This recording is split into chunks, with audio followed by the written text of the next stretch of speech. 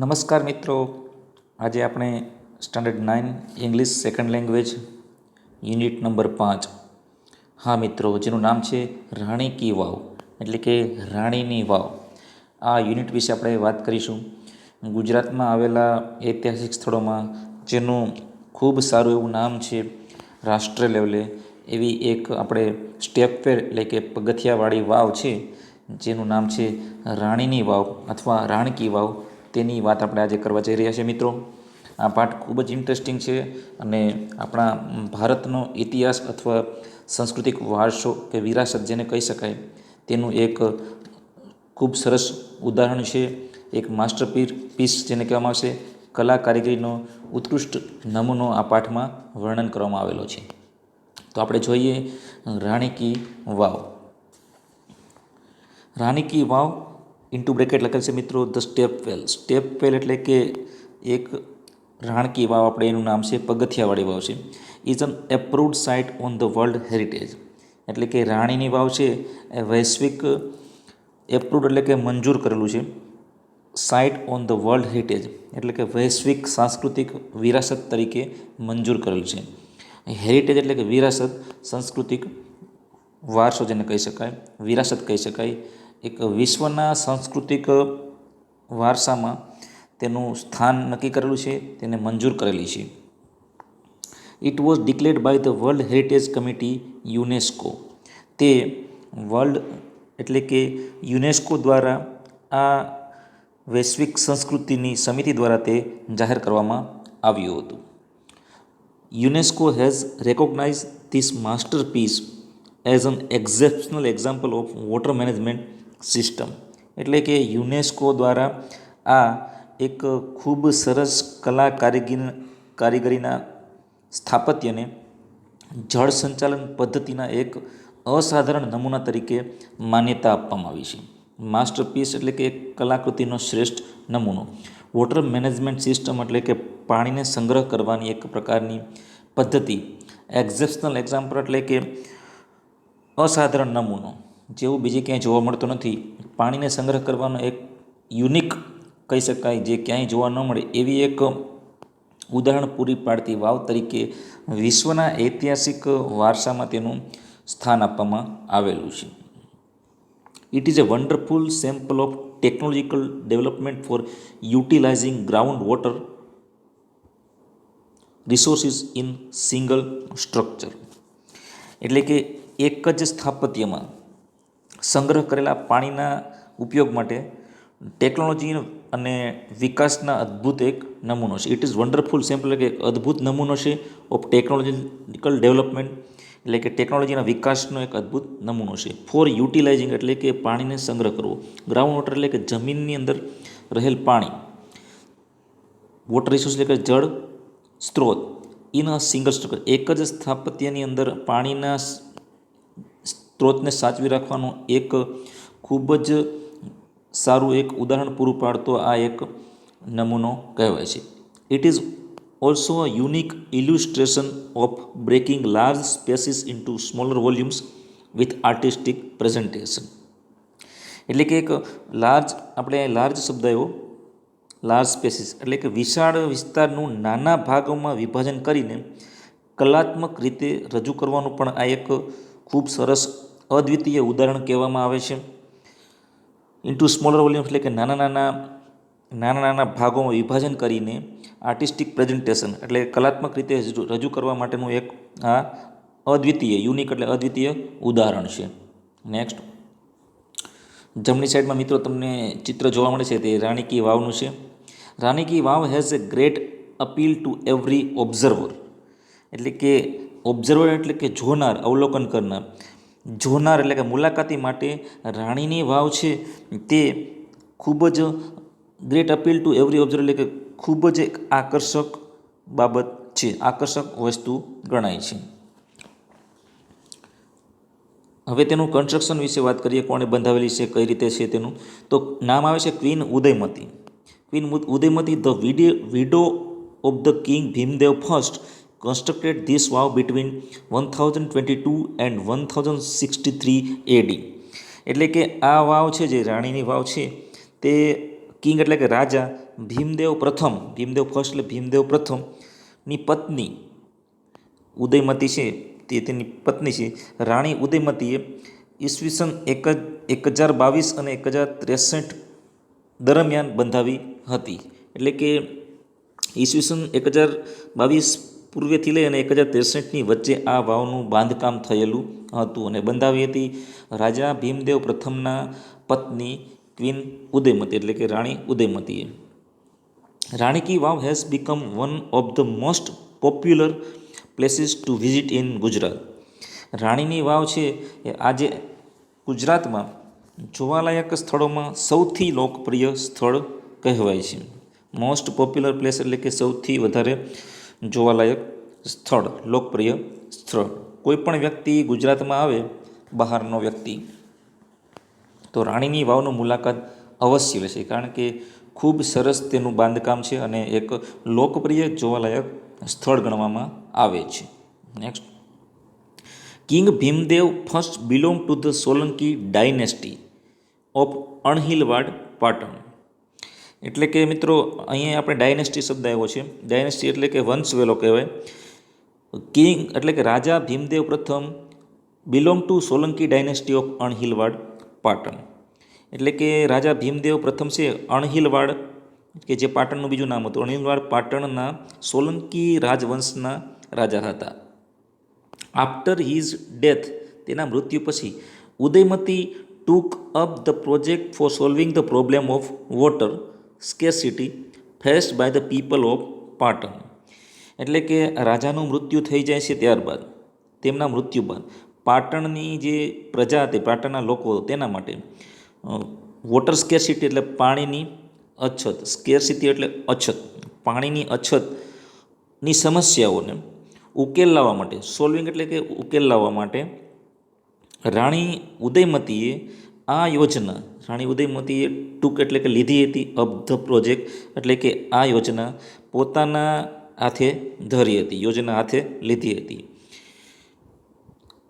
એટલે કે રાજાનું મૃત્યુ થઈ ગયું તો એ વાવનું બાંધકામ છે એ બંધ નથી થઈ ગયું, પણ લોકોની પાણીની સમસ્યા દૂર કરવા માટે રાણી ઉદયમતીએ આ જે પાણીની સમસ્યા દૂર કરવા માટે, લોકોની મુસીબત દૂર કરવા માટે પોતે આ પ્રોજેક્ટ, આ યોજના હાથ ધરી હતી. આપણે આગળ વાત કરીએ. અનફોર્ચ્યુનેટલી એટલે કે દુર્ભાગ્યવશ, કમનસીબે, the queen also died before the completion of this structure. એટલે કે દુર્ભાગ્યવશ રાણી ઉદયમતીએ આ યોજનાનું કાર્ય પોતાના સિરે લીધું હતું, પરંતુ આ કાર્ય પૂર્ણ થાય તે પહેલાં, કમ્પ્લીટેશન ઓફ ધીસ સ્ટ્રક્ચર એટલે કે આ બાંધકામ પૂર્ણ થાય તે પહેલાં રાણી પણ મૃત્યુ પામ્યા હતા. એટલે હવે એ કાર્ય પૂર્ણ કરતાં પહેલાં રાણી ઉદયમતી છે એનું પણ મૃત્યુ થઈ ગયું. In the world of architecture Har beautiful idea has received ઇમેન્સ appreciation. એટલે કે આ કાર્ય પૂર્ણ થયા પહેલાં, સમાપ્તિ પહેલાં જ રાણીનું પણ અવસાન થયું. હવે આ સ્થાપત્યની દુનિયામાં તેમની આ કલ્પનાની ખૂબ પ્રશંસા થઈ છે. ઇમેન્સ એપ્રિસિએશન એટલે કે ખૂબ જ તેની પ્રશંસા થઈ છે. રિસીવડ એટલે કે આવકાર મળેલો. આ એની યુક્તિ હતી, જે રાણીની જે વાવ બંધાવવાનું જે આયોજન હતું તેની ખૂબ જ વધારે પ્રમાણમાં તેને પ્રશંસા થઈ હતી. જે પાણીના સ્ત્રોતને જાળવી રાખવાનું કાર્ય કરે છે તેના માટેની લોકો દ્વારા ખૂબ જ તેને ચાહના મળેલી હતી. ઇમેન્સ એટલે આપણે એવું કહી શકીએ ખૂબ જ વિશાળ. ઇમેન્સ એટલે queen stepwell or Rani ki Vav is a 7 storage structure. મિત્રો ખાસ યાદ રાખજો કે રાણીની આ જે વાવ છે, રાણીની વાવ, તેનું સ્ટ્રક્ચર છે, બાંધકામ છે, એ 7 માળનું હતું. સ્ટોરેજ 7 સ્ટોરેજ સ્ટ્રક્ચર એટલે કે 7 માળની આ વાવનું બાંધકામ હતું. સ્થાપત્ય જે છે, રાણીની વાવ સ્થાપત્ય કહી શકાય. સ્ટ્રક્ચર એટલે આપણે અહીં સ્થાપત્ય એવો ઉલ્લેખ કરીએ, તે 7 માળનું છે. This east facing stepwell is 64 metre long, 20 metres wide and 27 metre deep.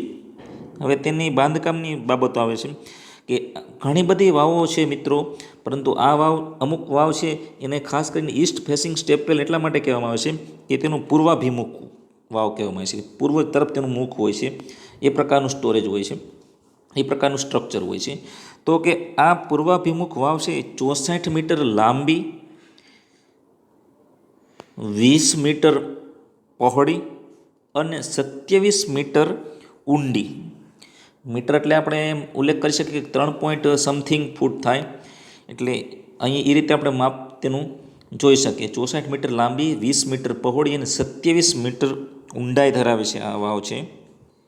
Next, each sculpture, passage, pillar and pavilion in this magnificent structure has enhancing carving. અલગ અલગ શબ્દો છે, ખાસ યાદ રાખજો મિત્રો કે આ ભવ્ય સ્થાપત્યમાં, સ્કલ્પચર એટલે પણ સ્થાપત્ય અર્થ થશે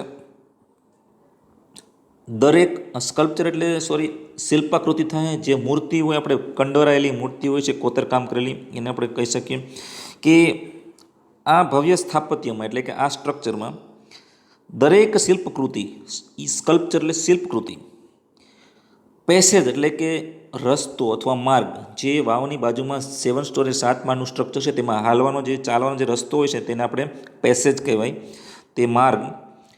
પિલર એટલે કે સ્તંભ એન્ડ પેવિલિયન એટલે કે મંડપ. ઇન ધીસ મેગ્નિફિશન્ટ સ્ટ્રક્ચર, આ ભવ્ય સ્થાપત્યમાં, હેઝ એન્હાન્સિંગ કાર્વિંગ્સ. એન્હાન્સિંગ એટલે કે મિત્રો મંત્રમુગ્ધ કરી દે તેવી, કાર્વિંગ્સ એટલે કે કોતરણી છે. આ જે 7 સ્ટોરેજ એટલે કે 7 માળનું જે સ્ટ્રક્ચર છે તેમાં દરેક શિલ્પકૃતિઓ, માર્ગ છે, સ્તંભ છે એટલે કે પિલર છે અને મંડપ છે. મંડપ એટલે આપણે ઉપર તરફનું ગુંબજ જોઈએ તેમાં આપણે મંત્રમુગ્ધ, એનહેન્સિંગ, આપણે અત્યંત આકર્ષણ થાય તે પ્રકારની કાર્વિંગ્સ એટલે કે કોતરણી જોવા મળે છે. On it's side walls, side walls એટલે કે તેની બાજુની દિવાલોમાં, આજુબાજુની દિવાલોમાં, દેર આર અરાઉન્ડ 800 સ્કલ્પચર્સ. તેની દિવાલો પર અરાઉન્ડ એટલે કે લગભગ 800 જેટલી શિલ્પકૃતિઓ જોવા મળે છે. શિલ્પકૃતિઓ એટલે એક પ્રકારની કોતરણી કામ, હાથ વડે કોતરણી કરી અને બનાવવામાં આવેલી ખાસ પ્રકારની મૂર્તિઓ. There are 400 big sculptures, 400 big sculpture of different gods and goddesses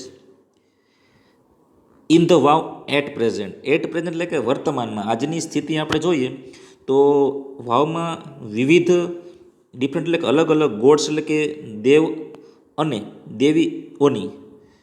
દેવી દેવતાઓની લગભગ નિયરલી એટલે લગભગ 400 જેટલી શિલ્પકૃતિઓ છે. These numbers would have been many more in the past in its original structures. હવે એમ કહેવામાં આવે છે કે ભૂતકાળમાં મૂળ સ્થાપત્યમાં આ સંખ્યા છે મેની મોર એટલે ઘણી વધારે હોઈ શકે છે. મેની મોર એટલે ઘણી બધી વધારે હોઈ શકે છે ભૂતકાળમાં મૂર્તિઓની સંખ્યા. 400ની આપણે એમ વાત કરી કે આ સંખ્યા ખૂબ જ ઘણી બધી વધારે હતી, પણ કોઈ કારણોસર આ બધી સ્કલ્પચર છે તેની સંખ્યા ઘટી ગઈ છે, તે આગળ આવશે. આગળ જોઈએ, each storey has a narrow corridor. Narrow એટલે સાંકડું, કોરિડોર એટલે કે પરસાળ, જ્યાં ચાલવા જેવું ગેલેરી જેવો રસ્તો હોય છે તે. Each storey has a narrow corridor for the visitors to appreciate beauty of sculptures and carving engraved on the walls. એટલે કે દરેક માળ ઉપર શિલ્પકૃતિઓ અને દિવાલો પર કરેલી કોતરણીનું સૌંદર્ય માણવા માટે મુલાકાતીઓ માટે એક સાંકડી ગેલેરી અથવા પરસાળ છે. 7 માળનું જે સ્ટ્રક્ચર છે તેમાં ફરતી બાજુ એક નાની ગેલેરી જેવું છે, જે ગેલેરીમાં લોકો ફરી શકે અને સંપૂર્ણ અવલોકન કરી શકે છે. આગળ, even the pillars of the vavs are not exception to it. એવું કહેવાય છે કે વાવના સ્તંભો પણ આમાં અપવાદ નથી. વાવના સ્તંભો પણ આમાં અપવાદ નથી એટલે એવું કહી શકાય કે સ્તંભ પણ બાકી નથી રાખા કોતરણી કામમાં. સ્તંભમાં પણ વિવિધ પ્રકારની ખૂબ જ સુંદર કલાકૃતિનો નમૂનો છે અને તેમાં પણ કોતરણી કામ કરવામાં આવેલી છે. They displayed splendid artistic marvel on the stone. એટલે કે પિલરની વાત આવે છે તે સ્તંભો પિલોર છે પથ્થર પર ભવ્ય કલાત્મક શ્રેષ્ઠતા દર્શાવે છે. માર્વેલ એટલે કે ભવ્ય, સ્પ્લેન્ડિડ એટલે કે ભવ્ય, artistic Marvel on the stone એટલે કે જે પિલરના પથ્થરો છે તેમાં ભવ્ય કલાત્મક શ્રેષ્ઠતા દર્શાવે છે. તેમાં પણ ખૂબ સારી રીતે કોતરણી કામ કરેલી જોવા મળે છે. ઇનફેક્ટ ખરેખર તો the vav is solely dedicated to Vishnu. ખરેખર તો આ વાવ સોલી એટલે કે ખાસ કરીને ભગવાન વિષ્ણુને અર્પણ કરવામાં આવી છે. ભગવાન વિષ્ણુ માટે આ વાવ સમર્પણ કરવામાં આવી છે. ત્યારબાદ one can find Vishnu in different shapes and posture. એટલે કે કોઈ પણ વ્યક્તિ અથવા તમે વિષ્ણુ ભગવાનના વિવિધ રૂપો, શેપ એટલે કે રૂપો, આકારો અને પોસ્ચર્સ એટલે કે તેની મુદ્રાઓ જોઈ શકો છો. કોઈ પણ વ્યક્તિ છે ત્યાં ભગવાન વિષ્ણુના અલગ અલગ રૂપ અને મુદ્રાઓ ત્યાં જોઈ શકે છે. After Vishnu next important statue ease of Parvati. આગળ વાત કરવામાં આવી છે કે nearly 15 galleries have the sculpture of Parvati.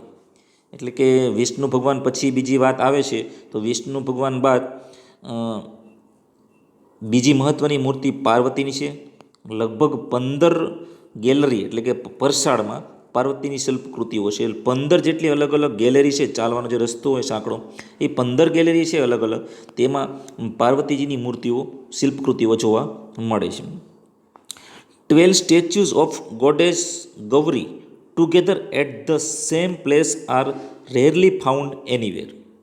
બીજી ખાસ એક વાત કરવામાં આવેલી છે કે ગૌરી માતાની 12 મૂર્તિઓ એક સાથે એક જ સ્થળે ભાગ્યે જ જોવા મળે છે. રેરલી એટલે કે ભાગ્યે જ જોવા મળે છે. અને એ જગ્યા આપણી રાણી કી વાવ કહેવાય છે. The sun temple of Modhera has it. બીજી જગ્યા જો આવી ઘટના જોવા મળતી હોય તો એ છે મોઢેરાના સૂર્ય મંદિરમાં પણ આ પ્રકારની 12 મૂર્તિઓ એકસાથે ગૌરી દેવીની જોવા મળે છે. બહુ બધી જગ્યા નથી મળતી પણ અમુક જગ્યાએ જ આ વસ્તુ જોવા મળે છે.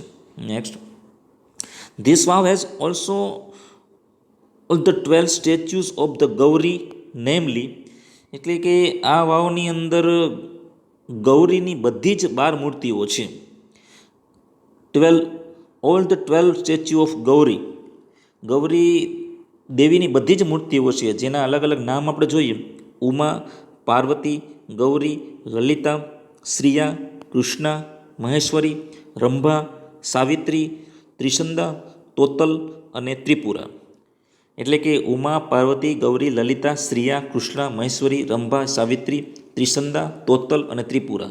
આ 12 મૂર્તિઓ છે એ ગૌરી દેવીની છે. બિસાઇડ્સ એટલે કે આ ઉપરાંત there are many statues of gods and goddesses such as Ganesha, Agni, Vayu, Surya, Bhairav, Chamunda, Brahma, Indra, Indraણી, વૈષ્ણવી, વરાહી, મહાલક્ષ્મી, કુબેર. એટલે કે આ ઉપરાંત બીજી દેવી દેવતાઓની મૂર્તિની વાત કરીએ તો એમાં આપણને જોવા મળે છે ગણેશજી, અગ્નિ, વાયુ, સૂર્ય, ભૈરવ, ચામુંડા, બ્રહ્મા, ઇન્દ્ર, ઇન્દ્રાણી, વૈષ્ણવી, વરાહી, મહાલક્ષ્મી, કુબેર એટસેટ્રા વગેરે વગેરે દેવી દેવતાની અનેક મૂર્તિઓ પણ અહીં જોવા મળે છે. નેક્સ્ટ, આપણે જોઈ શકીએ છીએ ચિત્રમાં અલગ અલગ સ્કલ્પચર્સ આપણે જોવા મળે છે કે શિલ્પકૃતિઓનું ખૂબ જ ભવ્ય નમૂનાઓ છે તે આપણે રાણી કી વાવની જે ગેલેરી છે તેમાં જોવા મળે છે. આ તમામ સ્કલ્પચર્સ છે, શિલ્પકૃતિઓ છે, ખૂબ જ મહેનતથી હાથ વડે કોતરણી કરી અને બનાવવામાં આવેલી હોય છે. There are also some of the rare sculptures of gods. એટલે કે રેર સ્કલ્પચર એટલે કે બહુ ઓછી જોવા મળતી હોય, વિરલ શિલ્પકૃતિઓ એને કહેવાય. દેવોની કેટલીક વિરલ શિલ્પકૃતિઓ પણ અહીં છે. રેર સ્કલ્પચર એટલે કે વિરલ, કે જે બહુ ઓછી જગ્યાએ જોવા મળે. જે પ્રકારની મૂર્તિ તમને અપવાદરૂપ જોવા મળતી હોય કોઈ જગ્યાએ, એવી મૂર્તિઓ પણ અહીં જોવા મળશે. Here one can find statue of lord Buddha. અહીં તમે ભગવાન બુદ્ધની એક મૂર્તિ જોઈ શકો છો વિથ 4 હેન્ડ્સ એટલે કે ચતુર્ભુજ સ્વરૂપની. The statue of Rama with sword. ભગવાન રામની મૂર્તિ વિથ સ્વોર્ડ એન્ડ શિલ્ડ, તલવાર અને ઢાલ સાથે શ્રી રામની મૂર્તિ આપણને જોવા મળે છે. The statue of sun in form of tapasvi, એટલે કે તપસ્વીના રૂપમાં સૂર્ય ભગવાનની મૂર્તિ જોવા મળે છે. Next, the statue of Shiva with beads in his hand, beads એટલે કે પારાઓ, હાથમાં પારાઓ સાથે શિવની મૂર્તિ. The statue of Parshuram with soft and gentle expression rather having hard and stern. એ બહુ ખાસ વાત કરવામાં આવી એમ કે જનરલી તમે ભગવાન પરશુરામની મૂર્તિ જુઓ ગમે ત્યાં તો એ કઠોર સ્વરૂપની હોય, તો અહીં કઠોર મુખમુદ્રાને બદલે સોફ્ટ એન્ડ જેન્ટલ એટલે સૌમ્ય અને શાંત મુખ મુદ્રામાં સાથે પરશુરામની મૂર્તિ વગેરે જોવા મળે છે. ત્યારબાદ some of the sculpture display contemporary lifestyle, અમુક શિલ્પકૃતિઓ સમકાલીન જીવનશૈલી રજૂ કરે છે. કન્ટેમ્પરરી લાઇફસ્ટાઇલ એટલે કે સમકાલીન જીવનશૈલીઓ. ફોક ટેલ્સ એટલે કે લોકકથાઓ, એનિમલ એટલે કે પ્રાણી, એન્ડ હ્યુમન ઇન્સ્ટિંક્ટ એટલે કે માનવ સ્વભાવ.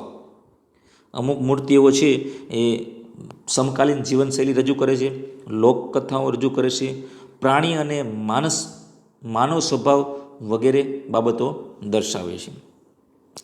They reveal artistic vision and unique imagination of the sculptures, એટલે કે આ બધી શિલ્પકૃતિઓ છે એ શિલ્પીઓની કલાદ્રષ્ટિ અને અનન્ય કલ્પના શક્તિ પ્રગટ કરે છે. જે પહેલાંના બનાવનાર શિલ્પકારો હશે, સ્કલ્પચર હશે, તેની કલ્પના શક્તિ પ્રગટ કરે છે અને ખૂબ જ શ્રેષ્ઠ ઉદાહરણ તેમની કલાનું અહીં જોવા મળે છે. There are nearly 300 statue of apsaras. અહીં લગભગ અપ્સરાની 300 જેટલી મૂર્તિઓ પણ છે. The sculptures presented a vast range of emotions and feelings on the faces of the અપ્સરાજ. એટલે કે આ દરેક મૂર્તિઓ છે એ બનાવનારા હોય, જે મૂર્તિ બનાવે છે તેને એક શિલ્પી કહેવાય, સ્કલ્પ્ટર કહેવાય. જે શિલ્પ બનાવે, શિલ્પ એટલે મૂર્તિ, અને શિલ્પ બનાવનાર છે એને શિલ્પી કહેવાય. શિલ્પીઓએ અપ્સરાઓના મોં ઉપર મનોભાવ એટલે ઇમોશન, મનોભાવ અને સંવેદનાઓનો વિશાળ ફલક દર્શાવ્યો છે. એટલે કે અલગ અલગ 300 અપ્સરાની મૂર્તિઓ છે તે અલગ અલગ પ્રકારની સંવેદનાઓ અને મનોભાવ દર્શાવતી હોય એવી બનાવેલી છે. જેના પરથી ખ્યાલ આવે છે કે પહેલાંના સમયમાં જે શિલ્પકારો હશે, શિલ્પીઓ છે, કેટલી બધી બુદ્ધિ ક્ષમતા ધરાવતા હશે. આગળ વાત કરીએ. They display variety of different moods and situation. આ બધી મૂર્તિઓ છે જુદા જુદા મૂડ્સ એટલે કે મિજાજ અને variety of different moods and situation એટલે કે પરિસ્થિતિઓની વિવિધતા દર્શાવે છે. એક પણ મૂર્તિ છે એ એક સમાન બીજી મૂર્તિ જેવી દેખાતી નથી. 300 અપ્સરાની જે મૂર્તિઓ છે, શિલ્પ છે, તે અલગ અલગ પરિસ્થિતિ અને મિજાજ દર્શાવે છે. Next, most of them present Vishnu in his 10 different avatars. મિત્રો અહીં એક આગળનો પેરેગ્રાફ આપણે બાકી રહી ગયો હતો, તો એ જોઈ લઈએ. Most of them present Vishnu in this 10 different avatar. The most attractive sculpture are those of Varaha, Vamana, Narasimha, Ram, કલ્કી and Mahishasura Mardini.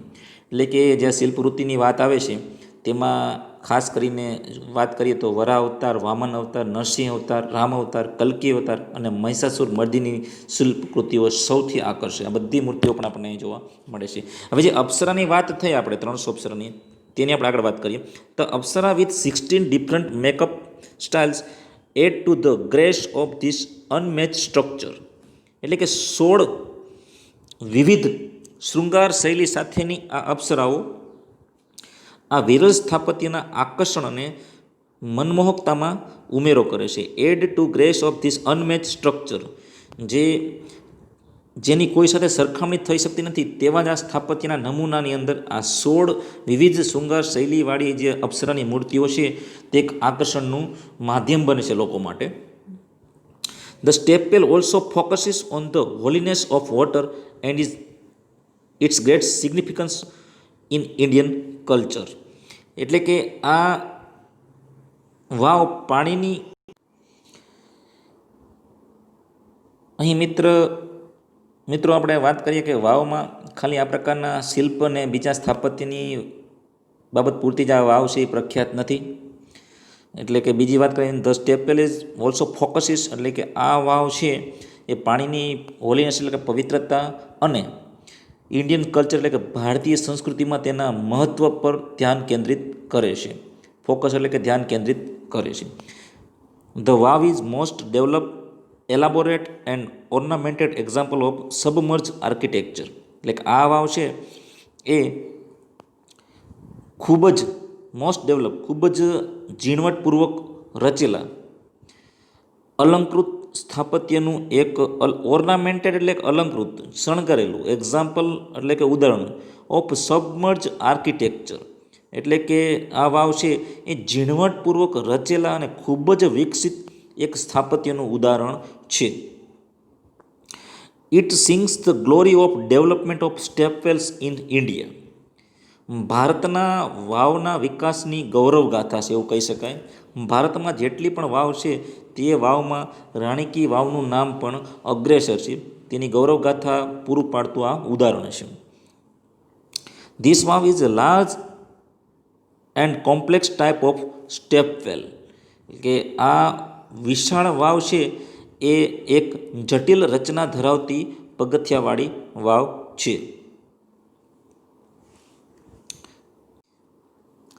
It has ornamented panels of sculptures, ornament એટલે કે અલંકૃત, તેમાં શિલ્પકૃતિઓની અલંકૃત તકતીઓ, શિલ્પકૃતિઓ એટલે કે મૂર્તિઓ, પેનલ્સ એટલે કે તકતીઓ, તેમાં શિલ્પકૃતિઓની અલંકૃત તકતીઓ છે. It lay buried under the mud due to floods first, એટલે કે પહેલાં ફ્લૂડ એટલે કે પૂર, પહેલાં પૂરને કારણે અને ત્યારબાદ એન્ડ ધેન એટલે કે ત્યારબાદ વેનિસિંગ ઓફ રિવર સરસ્વતી, એટલે કે સરસ્વતી નદીના સુકાઈ જવાથી આ વાવ છે એ કદાચ છે બરીડ એટલે કે it buried under the mud, એટલે કાદવમાં દટાઈ ગયેલી હતી. પૂરને કારણે સરસ્વતી નદીના પૂર આવેલું હતું, તેના કારણે આ કાદવમાં વાવ દટાઈ ગયેલી હતી. ત્યારબાદ સરસ્વતી નદીના સુકાઈ જવાથી it was hidden under the layer of silt, એટલે કે કાદવના સ્તરમાં દટાયેલી હતી ફોર ઓલમોસ્ટ 7 સેન્ચુરીઝ, એટલે કે લગભગ 700 વર્ષ સુધી તે આ કાદવમાં વાવ છે દટાયેલી રહી હતી એવું કહેવાય છે. The archaeological survey of India ASI took a great care two preserve this structure, ભારતના પુરાતત્વ વિભાગે આ સ્થાપત્યને સુરક્ષિત રાખવા માટે ખૂબ કાળજી લીધી છે. In February 2013 archaeological survey of India nominated this vav for the world heritage site, એટલે કે ફેબ્રુઆરી 2013માં પુરાતત્વ વિભાગે આ વાવને એક વૈશ્વિક સાંસ્કૃતિક વિરાસત માટે નિમી હતી, એનું નોંધ કરી હતી. ત્યારબાદ with the excellent teamwork by the ASI and state government of Gujarat, પુરાતત્વ વિભાગ અને ગુજરાત સરકાર વચ્ચેના ઉત્તમ સહયોગના પરિણામે યુનેસ્કો એટલે કે યુનેસ્કો દ્વારા it got recognition by the UNESCO દ્વારા તેને માન્યતા આપવામાં આવી હતી. યુનેસ્કો દ્વારા માન્યતા મળી જાય એટલે કે વિશ્વ હેરિટેજ, વર્લ્ડ હેરિટેજ સાઇટ, વિશ્વ ઐતિહાસિક વિરાસત તરીકે તેને સ્થાન મળેલું હતું. તો મિત્રો આ હતી પાટણની અંદર આવેલી આપણું ગુજરાતની ધરોહર કહી શકાય, ભારતીય સંસ્કૃતિનું ઉત્તમ ઉદાહરણ પૂરું પાડતી રાણીની વાવ. એના વિશે આપણે જેટલી વાત કરીએ તેટલી ઓછી છે. કલા કારીગરીનો અદ્ભુત નમૂનો છે અને એક વખત સમય મળે તો ચોક્કસ આની મુલાકાત લેવી જોઈએ. તે આપણા માટે પણ ગૌરવની વાત છે અને આપણા દેશ માટે પણ ખૂબ જ ગૌરવની વાત છે. Thank you for watching. જય હિન્દ, જય ભારત.